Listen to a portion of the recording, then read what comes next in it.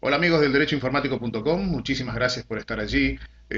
Tenemos con nosotros en el día de hoy a un amigo que me ha dado la tuitósfera, el señor Sebastián Bornik, este, quien es Awareness and Research de SET Latinoamérica. Eh, Más allá de eso, una gran persona que ha tenido la gentileza de por tercera vez grabar esta entrevista por problemas del suscripto. Así que hola Sebastián, ¿qué tal? Hola Guillermo, ¿cómo estás? Gracias por invitarnos y es un placer una vez más estar aquí. Bueno, Sebastián, Sebastián es un especialista en seguridad informática. ¿Qué es la seguridad informática para vos? Bueno, la seguridad informática, de su definición más amplia o más correcta, digamos, son todos los controles que se implementen en una empresa o en un hogar. Son todos los controles abocados a conservar tres principios de la información, que son la integridad, la disponibilidad y la confidencialidad. Es decir, la integridad es asegurar que la información esté correctamente manipulada, ¿no? Digamos, si un atacante ingresara a un sistema de facturación y modificara los importes o ingresara a un sistema de venta en línea y modificara los precios de los productos, estamos hablando de que ese sistema no tendría información íntegra, alguien la habría modificado de forma incorrecta. Cuando hablamos de disponibilidad, hablamos de que la información tiene que estar disponible, es decir, vale la redundancia, ¿no? Pero si un atacante o si un código malicioso entra en un servidor y el servidor se apaga, supongamos que es un servidor de archivos, todos los empleados no van a poder acceder a esa información. O sea que hay un ataque contra la disponibilidad de la información. Y la confidencialidad tiene que ver con que la información sea accedida por quien corresponda. Si en una empresa la planilla de sueldos por un problema de permisos puede ser visualizada por todo el personal, estamos hablando de un problema de confidencialidad. Si una persona externa puede a través de nuestro sitio web consultar todos nuestros clientes o toda nuestra facturación, estamos hablando de un problema de confidencialidad. Entonces, todos los controles abocados a proteger la integridad, la disponibilidad y la confidencialidad de la información, digamos, serían lo que forman este proceso esta gestión de la seguridad de la información. Lo que estamos hablando de una forma sencilla de proteger la información, de proteger que esta información sea usada como tiene que usarse y por quién tiene que usarse. Bien, leía el otro día en CIOAL.com que ESET ha sido la empresa en Latinoamérica de protección y de seguridad informática y antivirus que más ha crecido en toda Latinoamérica. Esto es inversamente proporcional al tema de seguridad y de robo de datos o intromisiones que tienen nuestras computadoras, ¿no? Bien, sí, definitivamente el crecimiento que hemos tenido en ESET, por un lado, ha sido el más grande de la industria. Recientemente, incluso a nivel mundial, Gartner nos ha premiado como la empresa antivirus de mayor crecimiento. Hemos tenido un crecimiento del 51% contra el promedio del 13% que se estima en la industria. Y bueno, esto tiene que ver, por un lado, con el crecimiento de las amenazas. Los usuarios están demandando protección contra códigos maliciosos. Y por otro lado, con la calidad de los productos y del servicio. Algunas estadísticas que tenemos nosotros internas, pero para que se hagan una idea los oyentes de cuán grave es la problemática de los códigos maliciosos. En el año 2010, aproximadamente un 84% de los usuarios se han infectado con algún código malicioso durante el año, y en las mismas mediciones realizadas en empresas nos dan un 38%. Es decir que la gran mayoría de los usuarios y cerca de la mitad de las empresas han sufrido en algún momento del año un incidente exitoso, o sea, un código malicioso instalado con éxito.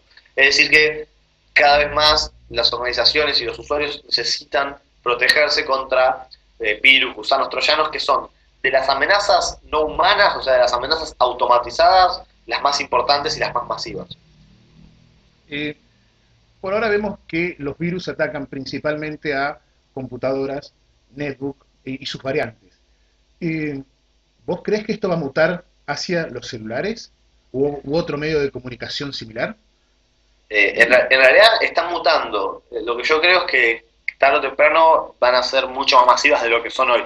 Pero ya tenemos ejemplares, quienes puedan leer nuestro blog, que con gusto después les pasamos la URL para que quede publicada junto a la nota, pero quienes lean nuestro blog sabrán que ya hace más de un año que estamos publicando con relativa una frecuencia importante amenazas, códigos maliciosos diseñados para dispositivos móviles, Symbian, Windows Mobile, Android. Entonces, hace un rato estábamos trabajando y analizando una nueva muestra para Android. Es decir, estamos viendo códigos maliciosos para dispositivos móviles. Con lo cual, ya no es una opinión, sino que es una certeza que los creadores de malware están migrando sus ataques o incluso también ataques de phishing hacia los dispositivos móviles. La pregunta sería, ¿en qué momento eso va a tener el nivel de masividad que tienen hoy las computadoras? Y yo creo que en ese sentido todavía falta un tiempo. Lo que estamos notando es un crecimiento lento y sostenido de estas amenazas. Bien, antes ser víctima de un ataque de virus era prácticamente exclusivo y excluyente de los usuarios de Windows. Eh, Hoy en día he leído que ya hay virus para Linux, para Mac. Eh, ¿Vos crees que va a continuar aumentando o que eh, el tema de ser seguidor de Linux o amante de Linux o amante de Mac hace que no se avance sobre este tipo de productos? Digamos, no es tan sencillo hacer pronóstico, sí hay algunas ideas de lo que yo creo y lo que hemos estado observando aquí desde el laboratorio. En un principio el escenario podríamos describirlo como muy similar al que describí para los dispositivos móviles. Vemos más amenazas que hace muchos años, todavía son relativamente pocas comparado con las plataformas Windows, y a la vez vemos un crecimiento lento y sostenido.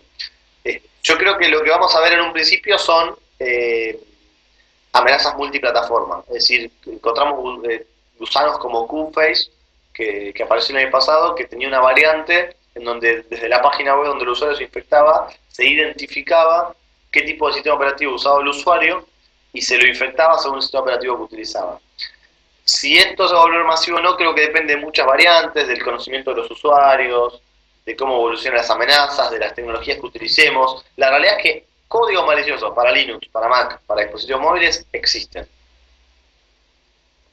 La cantidad es menor a la de Windows, pero es una problemática que está. La probabilidad de infectarse son menores, pero si uno se infecta, el daño sigue siendo el mismo. Entonces, depende de cada usuario cómo considera este escenario, pero nosotros, de hecho, ya creemos que es necesario pensar en una protección contra esas amenazas.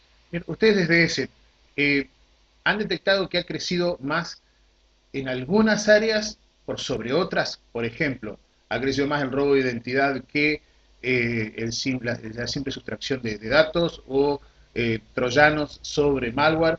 Digamos, Sí, hay un camino en todo esto o es más o menos paralelo o prolijo todo?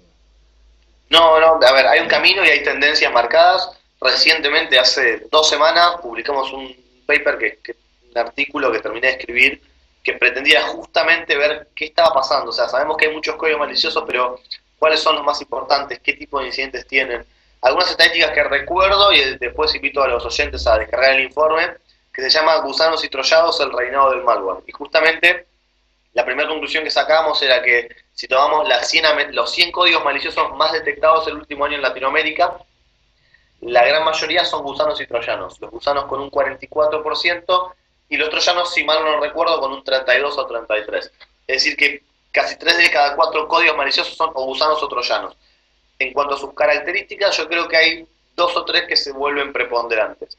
En cuanto a la propagación, se marcan claramente, justamente a partir de los gusanos y troyanos, 2 vectores muy claros, que son la ingeniería social y la propagación por dispositivos USB y explotación de vulnerabilidades. Digamos, hoy si tenemos que decir cómo se infectan los usuarios, podríamos resumirlo en estos 3 vectores de ataque. Hay otros, pero estos son los 3 más importantes. Ingeniería social y propagación por dispositivos USB, que es la técnica más utilizada en este momento en Latinoamérica.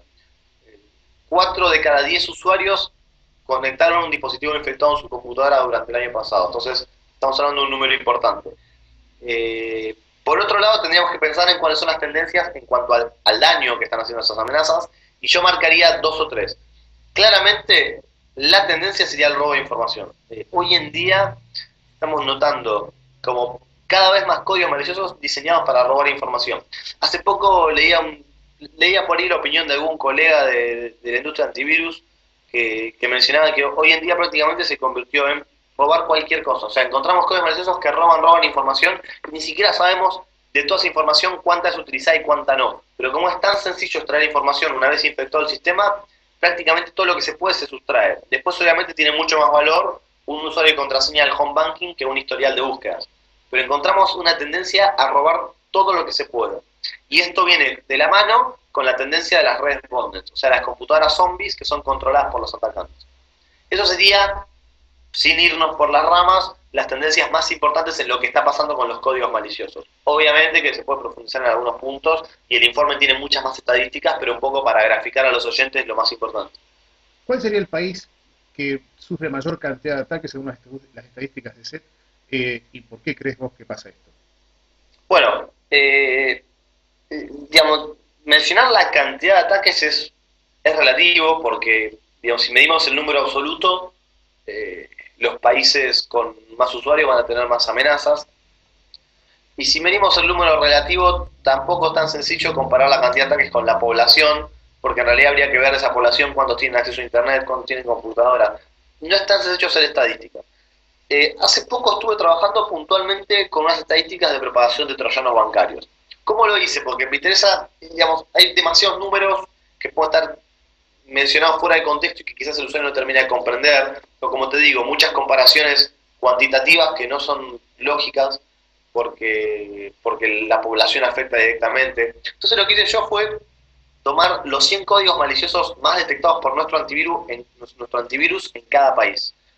Y tomé, puntualmente estaba analizando los troyanos bancarios, es decir, troyanos diseñados para robar usuario y clave de acceso de servicios de home banking.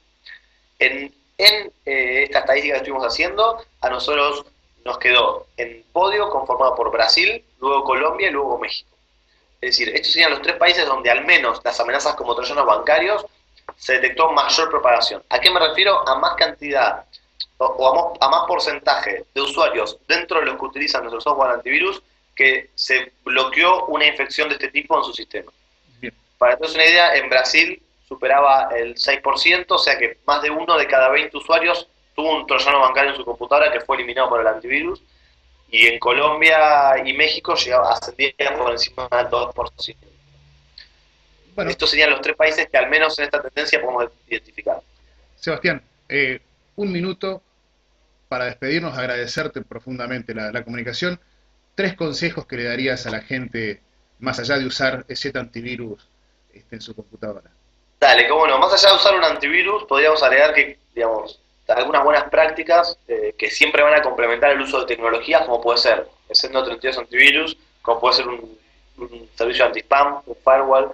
Algunas buenas prácticas. La primera es mucho cuidado con los enlaces, o sea, mucho cuidado dónde hacemos clic, a dónde visitamos. Si quieren descargar una aplicación, háganlo desde la página web oficial.